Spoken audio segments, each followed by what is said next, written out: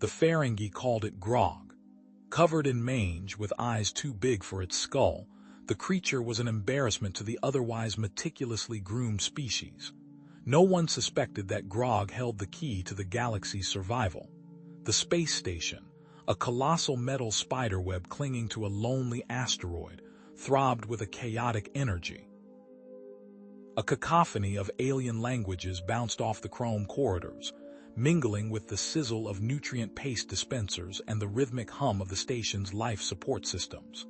Amidst this interstellar bazaar, Dr. Chris Scott, a human veterinarian barely pushing 30, knelt beside a trembling creature.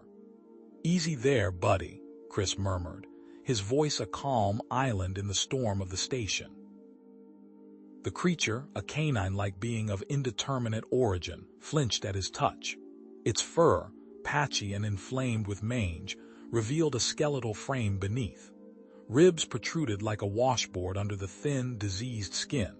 But it was the eyes that caught Chris's attention, disproportionately large, pools of liquid sadness reflecting the harsh fluorescent lights of the examination room. A Ferengi, his lobes gleaming with freshly polished gold, hovered impatiently. "Hurry now, human, my time is money and this thing is hardly an investment." He adjusted his immaculate robes, a stark contrast to the pathetic creature at Chris's feet. "Grog is just a pet, a rather unfortunate pet. We Ferengi pride ourselves on appearance, you see. Cleanliness is next to godliness, profit is God." He shuddered, casting a disdainful glance at Grog. Clearly, Grog missed the memo. Chris ignored the Ferengi's callousness, his focus entirely on Grog. He ran a handheld medical scanner over the creature's emaciated body. The scanner sputtered, spitting out a series of error messages. "Strange," Chris muttered, running the diagnostic again. More errors, he dismissed it. Probably just interference from the mange and malnourishment. His system is probably wrecked. As Chris worked, another Ferengi hurried past, clutching a handkerchief to his snout. "Plague's getting worse," he muttered, loud enough for everyone to hear. "They say it's tearing through the colonies. Doubt it'll reach this far into the quadrant, though." He scurried on, leaving a trail of antiseptic scent in his wake. Chris sighed, pushing a stray lock of brown hair from his forehead. This was his life, a galactic animal ER. He'd seen it all: silicon-based parasites, bioluminescent fungal infections, even a sentient space slug with a digestive disorder. It wasn't glamorous, but it was fulfilling. He truly loved helping these creatures. He glanced back at Grog, now whimpering softly. "All right, buddy, let's get you cleaned up." He'd learned from the Ferengi that Grog had been kept in a cage barely big enough to turn around in, a cage coated in filth and reeking of stale waste. Little food, less water. The thought sent a surge of anger through Chris. He pursed his lips, fighting to keep his voice level when he addressed the Ferengi. "This is unacceptable. This animal is suffering. He needs proper care, a clean environment, and a nutritious diet." The Ferengi scoffed. "Proper care for that? I have investments that require my attention. Grog is expendable." He began to turn away. Chris stepped in front of him, blocking his path. He knew Ferengi. Profit was their language, but they also respected cleverness. "Think of it this way," Chris said, adopting a persuasive tone. "If Grog dies, you get nothing, but if you allow me to treat him, to restore him to health, well, a healthy pet is worth more than a sick one, isn't it? Besides, the station has laws regarding animal welfare. Neglect can be costly." He let the implication hang in the air. The Ferengi hesitated, his eyes narrowing. He stroked his chin, calculating. "Very well, human, but I expect results, and my bill will reflect the inconvenience." Chris hid his relief. "Agreed. I'll need access to the station's medical facilities, a private recovery room, and a supply of nutrient-rich supplements." With a reluctant nod, the Ferengi conceded. Chris wasted no time in transferring Grog to a sterile, climate-controlled recovery room. Soft lighting bathed the space, and a gentle hum filled the air, the sound of life support and healing. Chris carefully cleaned Grog's infected fur, applying a soothing balm to his raw skin. Despite his weakened state, Grog seemed to respond to Chris's touch.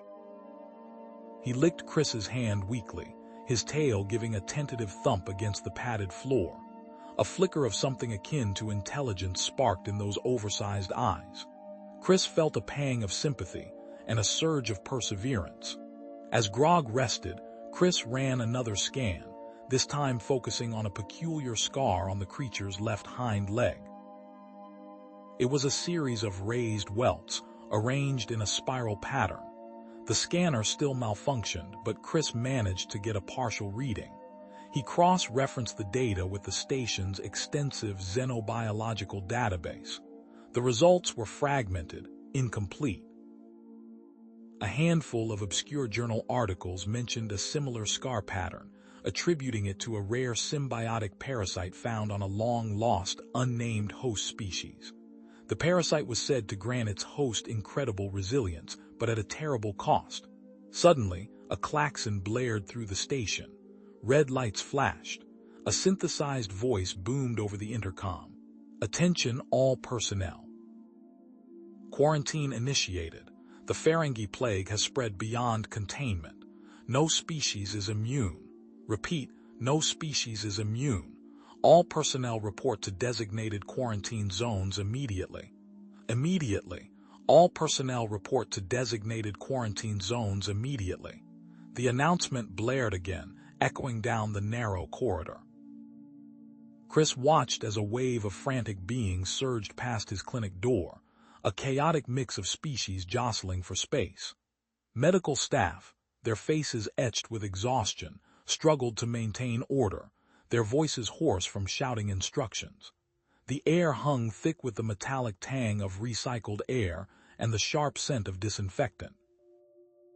Inside the relative calm of his clinic, Chris gently stroked Grog's matted fur. The mange was slowly receding, revealing patches of healthier, albeit still dull, gray skin. But Grog remained listless, his large, sad eyes barely registering Chris's presence. He felt too warm. Chris adjusted the IV drip, feeding Grog much-needed fluids. He returned to the lab, the small space cramped with equipment.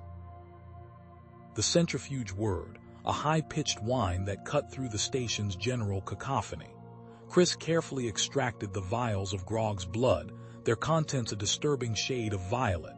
He ran the tests, his brow furrowed in concentration. The readings spiked, lines of data cascading across the screen in erratic patterns. The parasitic signatures were off the charts. Something was definitely changing. As Chris worked, Grog whimpered weakly from his bed. Chris glanced over. Despite his weakened state, Grog had lifted his head, his gaze fixed on Chris, a low growl rumbling in his chest, protective. Even now, barely able to stand, Grog was trying to protect him. Chris sighed, returning to the computer. The journal articles he'd skimmed before nagged at him. The obscure xenobiological papers discussing Grog's species. He recalled one detail in particular. Parasitic host relationships weren't always detrimental. The articles mentioned instances of symbiotic benefits, the parasite providing some advantage to the host in exchange for sustenance. He needed another opinion. "Computer, locate a xenobiologist specializing in parasitic symbiosis," Chris said, his voice tight. "Rerouting your request," the computer responded, its tongue Dr. Lat. "Dr. Lyon is unavailable due to quarantine protocols. Doctor, connecting you to Dr. Vesta, Ferengi medical officer." A video screen flickered to life, displaying a Ferengi woman in a crisp, sterile lab coat. Her large ears twitched with impatience and her lips were pursed in a perpetual frown. "This is Dr. Vesta. I trust this is an emergency, doctor." "Scott, Chris Scott. I'm a veterinarian here on the station. I need a consult on some unusual blood samples." Vesta's gaze flickered to something off-screen, then back to Chris, her expression one of thinly veiled disdain. "And why, pray tell, is a Ferengi medical officer being bothered with? Veterinary matters. Surely you can handle a sick pet." Her eyes flicked back to the side again and she sighed. Chris held up one of the vials. "These aren't just sick pet samples, doctor. The readings are highly anomalous. I suspect a parasitic symbiosis, but the data is unprecedented. Vesta finally looked at the vial with more than annoyance. She leaned forward, her eyes narrowing slightly. Parasitic symbiosis, you say? She tapped a long, lacquered nail against her desk. Why waste valuable resources on that thing? She gestured dismissively towards the clinic area behind Chris. It's hardly an investment opportunity. Chris gritted his teeth, fighting to control his temper. It's a living being, doctor, and these readings could be significant. He rattled off the key data points, highlighting the unusual protein structures and energy signatures. He explained his suspicion of a parasitic symbiotic relationship and the possible benefits the host could be receiving. Vesta listened, her expression unreadable. Finally, she sighed. Very well, send me the data, but don't expect miracles. Some creatures are simply evolutionary dead ends. Later, after Chris had transmitted the files, Vesta contacted him again. Her frown was less pronounced, replaced by a flicker of genuine curiosity. Dr. Scott, I've run my own analysis. Your findings are intriguing. There is indeed a complex antibody present in the blood, unlike anything in the Ferengi database. Before Chris could respond, a station-wide announcement crackled over the comms. Attention all personnel. This is a medical emergency. We have confirmed cases of the Ferengi plague on the station. Quarantine is now in full effect. Repeat, we have confirmed cases. Panic surged anew, even more intense than before. Vesta's face paled, her usually sharp features softened with a hint of fear. This plague, it's particularly devastating to Ferengi, our immune systems. They're uniquely vulnerable. Chris's mind raced. That antibody, could it be related to the symbiosis? Maybe Grog's species developed it as a defense mechanism against something similar on their home world. He paused, considering the implications. Dr. Grog's blood. It might hold the key to understanding, even curing this plague. Vesta hesitated, her initial skepticism warring with a desperate hope. That's a rather large leap of logic, Dr. Scott. But the seed of possibility had been planted. However, she continued, her voice regaining its professional edge, the potential for a major discovery. I will assist you in further research, but understand this is strictly for scientific purposes. Later that day, while Chris tended to patients, Vesta privately accessed restricted files. Fragmented data, rumors, and legends about Grog's species and their home world flickered across her screen. The planet was shrouded in mystery, but one recurring theme emerged: unique regenerative properties. Tales of creatures healing from seemingly fatal wounds, of plants thriving in toxic environments. Back in Chris's cramped lab, the experiments began. Chris and Vesta, an unlikely pair, hunched over microscopes and bubbling vials, their initial animosity slowly giving way to a shared focus. They faced immediate setbacks. Quarantine-related supply shortages hampered their efforts. Reagents were delayed, equipment malfunctioned. Finally, after countless failed attempts, Chris stared in disbelief at a petri dish. Dr. Vesta, look at this. Under the microscope, the plague pathogen was disintegrating, its cellular structure collapsing as it came into contact with a purified extract from Grog's blood. The antibody. It targets and destroys the pathogen in vitro. Hope surged through them, but the victory was short-lived. More tests revealed a grim reality. The antibody was present in extremely low quantities. Extracting more blood from Grog could weaken him further, potentially jeopardizing his already fragile health. Vesta paced, her hands clasped behind her back. We need more of the antibody. We have to extract more blood. Chris shook his head, his teeth clenched. We can't risk harming him, Doctor. There has to be another way. We need to find a way to synthesize the antibody to replicate it without endangering Grog. Synthesize it? That could take weeks, months. Ferengi are dying now. Vesta's voice rose in frustration. We don't have time for sentimentality, Doctor. This is science. Lives are at stake. Chris stood his ground, his gaze unwavering. And Grog's life doesn't matter. He's not just a lab rat doctor. He's a living, feeling being. We will find another way, we have to. His voice was firm, tinged with steel. He would not sacrifice Grog, not for anything. Chris carefully adjusted the nutrient bath, his brow furrowed in concentration. Beside him, Vesta tapped impatiently on the data slate, her gaze fixed on the Petri dishes glowing under the sterile blue light. The culture, infected with the Ferengi plague, swam with microscopic horrors, but in the dishes treated with Grog's antibody, the pathogens were visibly stunted, their frantic movements slowing to a sluggish crawl. Inhibition rate is holding steady at 78%, Chris announced, his voice tight with cautious optimism. He glanced at Grog, who lay curled up in a corner of the lab hooked up to a biomonitor. His vitals are stable, minimal blood loss. Minimal is not zero, Vesta snapped, her eyes never leaving the data. The plague is ripping through the station. My people are dying. We need more antibody, and we need it now. Chris gently stroked Grog's head.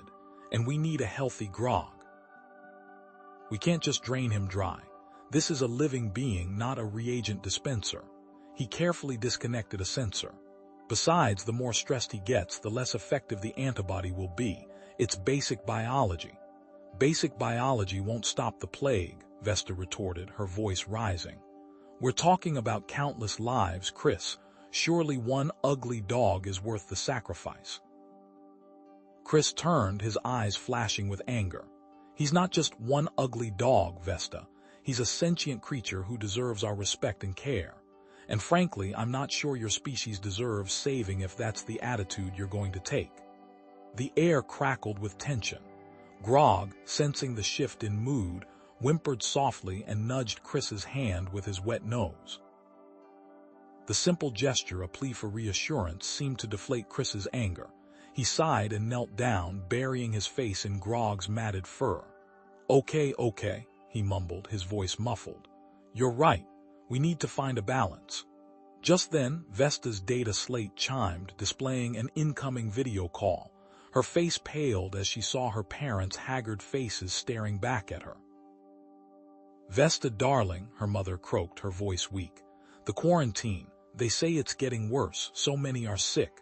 Vesta's father, usually a picture of Ferengi prosperity, coughed weakly. We managed to get a message out. We wanted you to know. We're proud of you, daughter. The call cut out abruptly, replaced by a garbled static. Vesta stared at the screen, her eyes wide with horror. She turned to Chris, her voice trembling. They have it. My parents have the plague. Chris put a hand on her shoulder, his expression softening. I'm sorry, Vesta. We'll do everything we can. He paused, then a spark of tenacity lit his eyes. Okay, new plan. We can't rely solely on Grog's blood. It's too slow, too risky. We need to synthesize the antibody artificially. Vesta looked at him skeptically. Synthesize it? That's insane. We don't have the equipment, the expertise. We'll find a way, Chris insisted, his voice ringing with conviction. You said yourself the plague is spreading fast. We're out of time. Vesta hesitated, then nodded slowly. I might know someone who can help with the equipment. It won't be cheap or legal, but... Hours later, under the flickering fluorescent lights of the lab, Vesta carefully assembled a bizarre contraption of cobbled-together components. Wires sparked, coolant hissed, and the air filled with the acrid smell of burning plastic. Where did you even get this thing? Chris asked, eyeing the device with suspicion. Let's just say I called in a few favors, Vesta replied, her voice tight, and maybe paid a few bribes. The Ferengi black market is surprisingly efficient when lives are at stake. The next few days were a blur of frantic activity. Chris and Vesta worked around the clock, poring over schematics, running simulations, and tweaking the parameters of the synthesis process. They faced countless setbacks, failed reactions, unstable compounds, and equipment malfunctions, but they refused to give up. One evening, as they sat slumped in their chairs, exhausted and defeated, Chris looked at Vesta, her face etched with worry. This is "This is impossible," he said, his voice barely a whisper. Vesta nodded, her eyes glistening with unshed tears. "I know, I can't lose them, Chris. I can't lose my parents." Chris reached out and took her hand, his touch gentle and reassuring. "We won't," he said, his voice firm. "We'll figure this out. We have to." After days of tireless work, a faint green glow emanated from the synthesis chamber. Chris and Vesta exchanged a look of disbelief, their hearts pounding with anticipation. It's working," Vesta breathed, her voice trembling. "We actually did it." They carefully extracted a tiny vial of the synthesized antibody, its contents shimmering with an otherworldly light. Initial in vitro tests yielded promising results, mirroring the inhibition rates seen with Grog's natural antibody. "We need to test it on a live sample," Chris said, his voice urgent. "Vesta, can you get a sample from your parents?" Vesta nodded and quickly prepared a Petri dish with a sample of the plague pathogen taken from her parents. She carefully added the synthesized antibody and waited, her breath held tight. Minutes stretched into an eternity. Chris and Vesta watched, their faces etched with hope. But as the minutes ticked by, nothing happened. The pathogens continued to multiply, their movements as frantic and relentless as before. Vesta stared at the dish, her face draining of color. "No," she whispered, her voice cracking. "No, it can't be." She rushed to the diagnostic console, her fingers flying across the controls. After a moment she gasped, her eyes wide with horror. "The pathogen, it's mutated, the antibody, it's useless." Just then, the space station's medical director's voice boomed over the intercom. "Attention all personnel. We are experiencing a surge in plague cases. The pathogen has mutated. Repeat, the pathogen has mutated. The original treatments are no longer effective. Quarantine protocols have been updated. Please remain calm." Chris and Vesta looked at each other, their faces pale with despair. They were back to square one. Chris, in his desperation, said maybe we can inject the live virus in small, regulated doses to breed new antibodies. It could work. Vesta shot him down immediately. "Absolutely not. That's insane. It's far too risky, Chris. What we're doing now is nothing, Vesta." Chris shouted, his voice cracking. "At least a risky solution is a solution. At least a risky solution is a solution." The words hung in the air, but for Chris, they were more than just words. They were a commitment, a promise etched in the sterile air of the lab, his expression resolute. He saw no other way. Exposing Grog to the live virus, however mutated, was a gamble, a desperate roll of the dice with the fate of an entire species, maybe even the galaxy. Absolutely not. Vesta's voice cracked, sharp and infused with disbelief. "You can't be serious, Chris. You're talking about deliberately infecting him with a plague that's tearing through my people. What if it kills him?" Her hands flew up, the Ferengi scientist's inherent pragmatism warring with a burgeoning, unfamiliar empathy.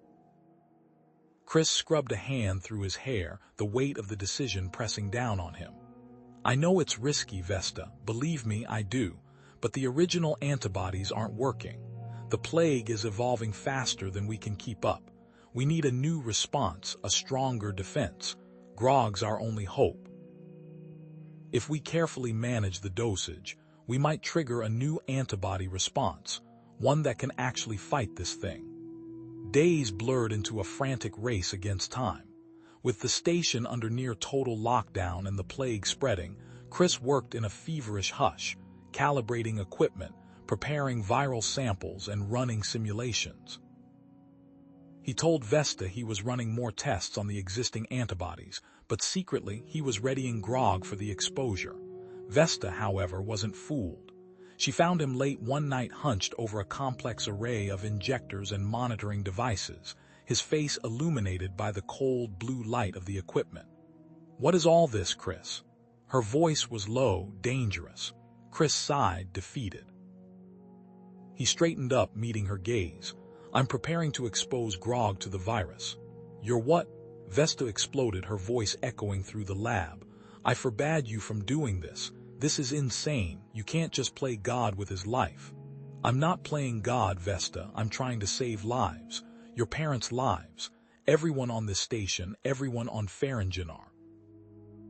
Chris shot back, his voice tight with frustration. We're out of options. The plague is winning. I have to try something, anything. There are always other options. You just haven't looked hard enough. Vesta retorted, her eyes flashing. You can't just sacrifice him. He trusts us. Chris's teeth clenched. He grabbed a vial of the mutated virus, the liquid inside shimmering ominously. He trusts me to do what's necessary.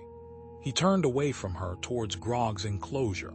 The alien dog looked up at him, his large, trusting eyes filled with an innocence that momentarily made Chris question everything. He steeled himself, focusing on the bigger picture. He carefully prepped the injection site and with a deep breath, administered a minuscule dose of the virus. Grog whimpered, a low, guttural sound that tore at Chris's heart. He immediately began monitoring Grog's vitals, his brow furrowed with concentration. Vesta, despite her earlier protests, hovered nearby, her own face etched with worry. Over the next few days, Grog exhibited mild symptoms, a slight fever, lethargy, and a loss of appetite. Chris meticulously adjusted the dosage, walking a tightrope between triggering an immune response and overwhelming his system. Vesta, despite her initial anger, found herself drawn into the process, assisting Chris with the monitoring, preparing nutrient solutions, and even gently stroking Grog's matted fur. Her touch, once repulsed by the creature's ugliness, now held a tentative affection. Then on the fourth day, something shifted. Grog's fever broke. His energy levels ticked upward and blood tests revealed a new type of antibody flooding his system, unlike anything they'd seen before. Look at this, Chris exclaimed, his voice hoarse with excitement. He held up a readout displaying the antibody's structure. It's binding to the mutated virus with significantly greater affinity than the original. This could be it, Vesta. This could actually work. They worked around the clock, extracting the new antibody and testing its efficacy in vitro. The results were undeniable.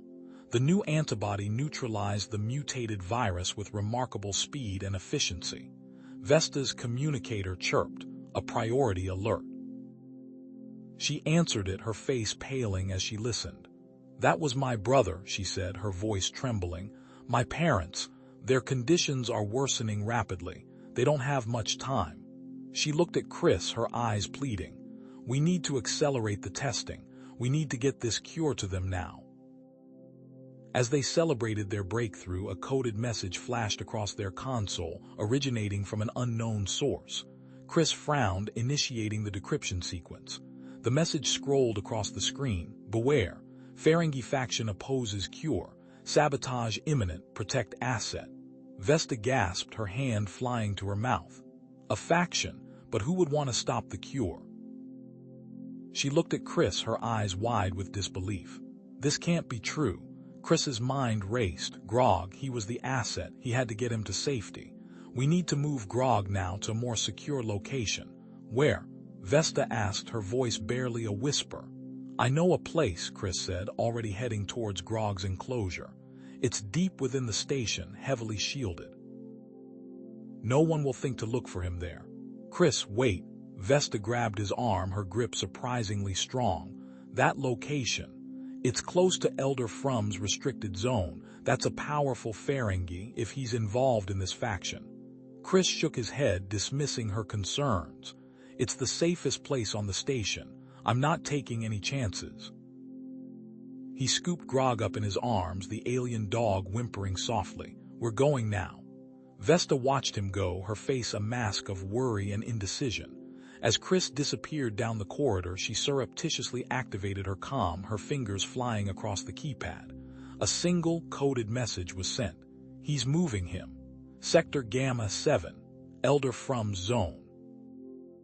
Chris, unaware of Vesta's message, settled Grog into his new location, a small, reinforced storage room tucked away behind a series of blast doors.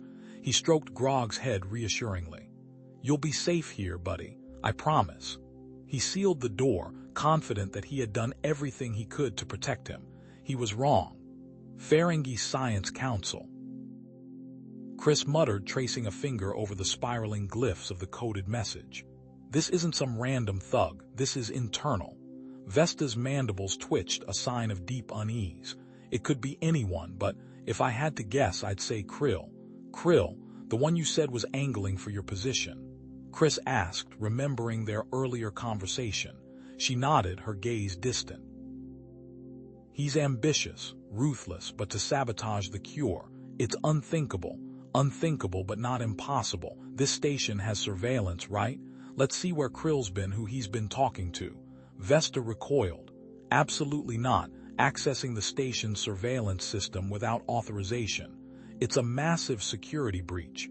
We can't risk it. Chris hesitated, then met her gaze. I understand, but we need proof, Vesta. Concrete evidence. If Krill is behind this, we need to be prepared. Despite Vesta's warning, Chris found himself drawn to the surveillance access panel later that night.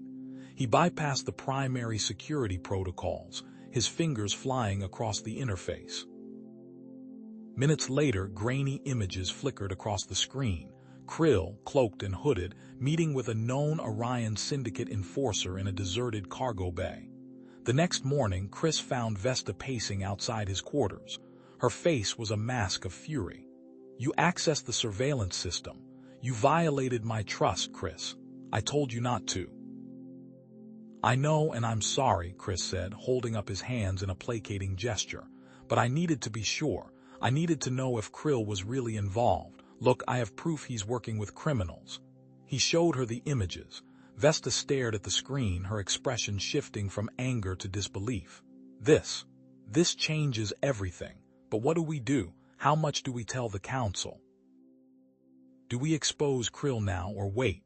Before they could decide, a klaxon blared through the station. Red lights flashed, bathing the corridor in an ominous glow. Security breach in the antibody synthesis lab. A computerized voice announced. Chris and Vesta exchanged a look of horror and sprinted towards the lab. They found the outer door forced open, the security grid offline. Inside, sparks flew from a damaged control panel and the air reeked of burnt circuitry.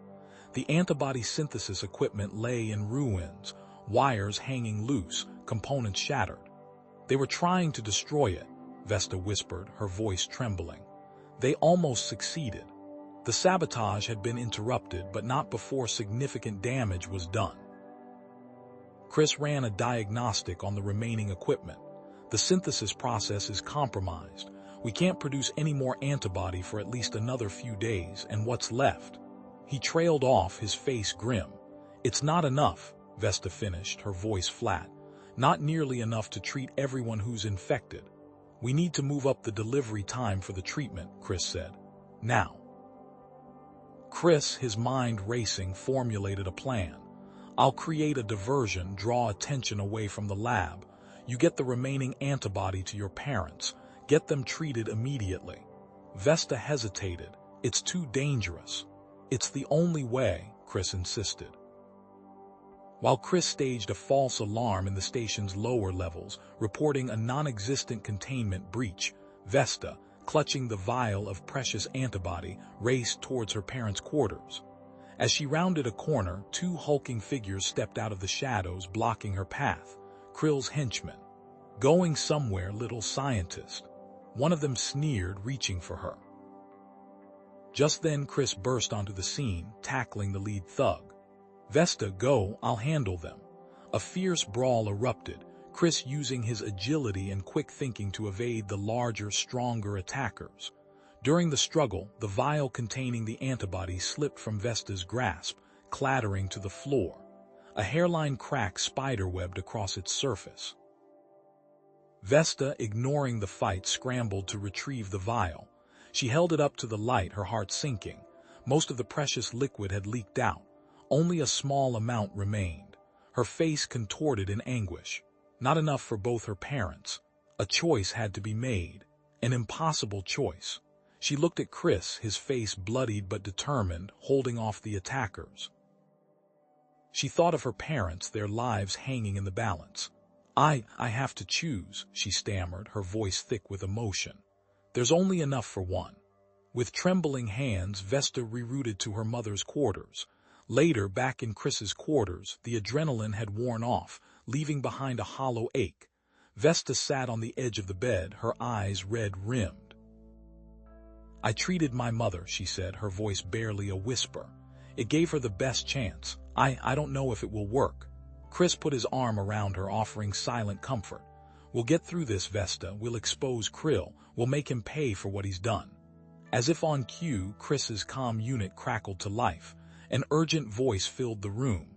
"This is Station Theta 9. We are under attack. Krill has released the virus. We need immediate assistance." Chris squeezed Vesta's hand. Ready to walk into the lion's den, Vesta nodded, her face a mask of dedication. "Krill underestimated us. He won't again." They boarded a small transport, Grog whimpering softly at Chris's side. As they approached the infected space station, the comms crackled to life. "Halt. This is Krill's territory. Turn back or be destroyed." Before Chris could respond, their pilot, a grizzled Andorian with a cybernetic eye, snarled, "Not today, Ferengi." He slammed the throttle forward, the transport lurching as it evaded a volley of laser fire. Outside, chaos erupted.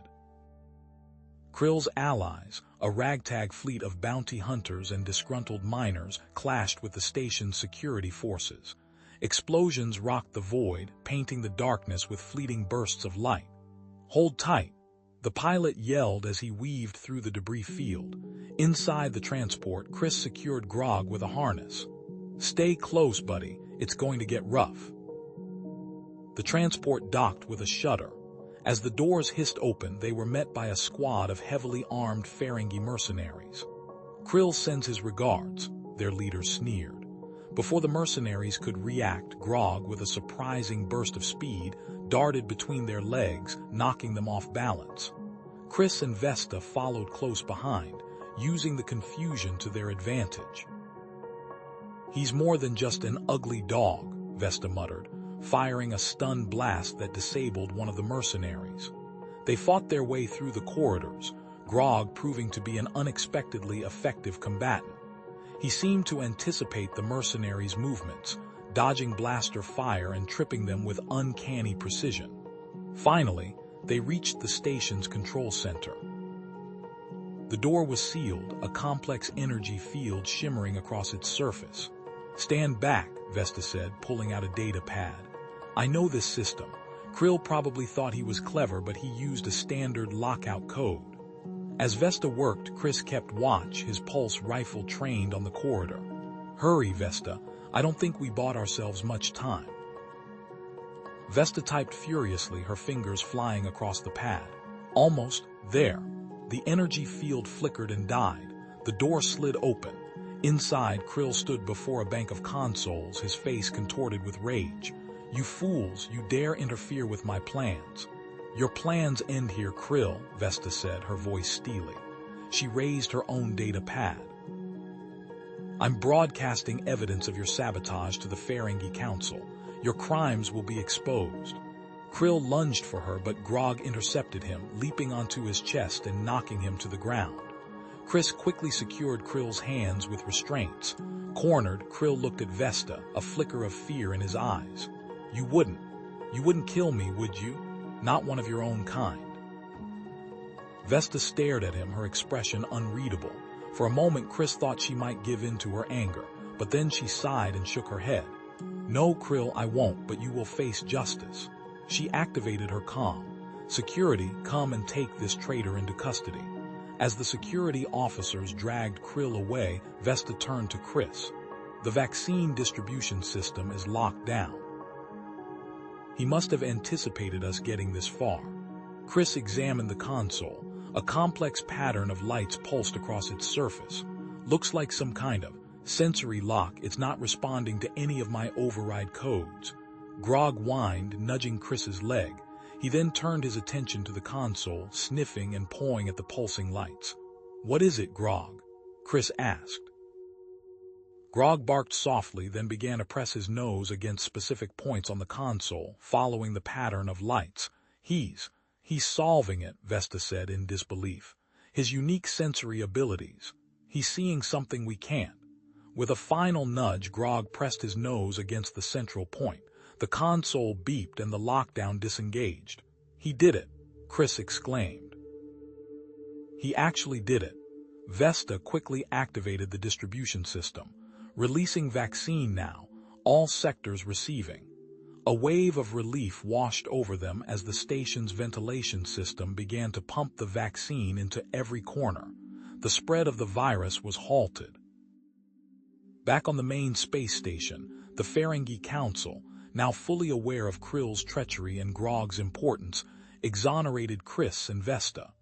"Your actions have saved countless lives," the Grand Nagus declared. "You have proven that compassion and loyalty are more valuable than profit." Vesta was appointed to a new position within the council, tasked with promoting animal welfare and ethical business practices. Her first act was to implement new regulations to ensure the proper care of all animals, including Grog and others like him. "No more neglected creatures," she declared. "Every being deserves respect and compassion." Chris continued his work as a veterinarian, now recognized as a hero by the Ferengi. He received countless offers from across the galaxy, but he knew he belonged here on this station with Vesta. As they stood together, watching Grog play with a group of rescued alien puppies, Chris and Vesta exchanged a look of deep admiration. "Thank you, Chris," Vesta said softly. "For showing me what truly matters." Chris smiled. "We did it together, Vesta and Grog. He was the real hero." He looked at Vesta, a warmth spreading through him. "I was thinking of extending my stay. There's still a lot of work to be done here."